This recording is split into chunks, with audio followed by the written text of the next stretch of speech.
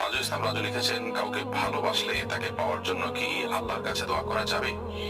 ভাই রাজু ইসলাম, কাউকে যদি আপনি ভালোবাসেন, কাউকে পছন্দ করেন, বিয়ের আগে যে পছন্দ করাটা, এই পছন্দ করা এক জিনিস আর ভালোবাসা আরেক জিনিস। পছন্দ করলেন সেটা হতেই পারে, তাহলে আল্লাহর কাছে বললেন যে আল্লাহ অমুক আমার কাছে দিনদার মনে হয়, আমি তাকে পেতে চাই। আপনি দোয়া করতে পারেন, কিন্তু তার চেয়ে উত্তম দোয়া, আদর্শ দোয়া হলো যে আল্লাহ যদি তাকে পাওয়ার মধ্যে আমার কল্যাণকর হয় আপনি ব্যবস্থা করে দিন, আর না হলে আমার মন থেকে তাকে দূর করে দিন। এটি হলো সবচেয়ে আদর্শ দোয়া, সবচেয়ে সঠিক দোয়া। কারণ আপনি যাকে পাওয়াটাকে গুরুত্বপূর্ণ মনে করছেন, ভালো মনে করছেন, তাকে পাওয়াটা গুরুত্বপূর্ণ নাও হতে পারে, আপনার জন্য বরং ক্ষতিকর হতে পারে, সেই বিষয়টি আমাদের মাথায় থাকতে হবে।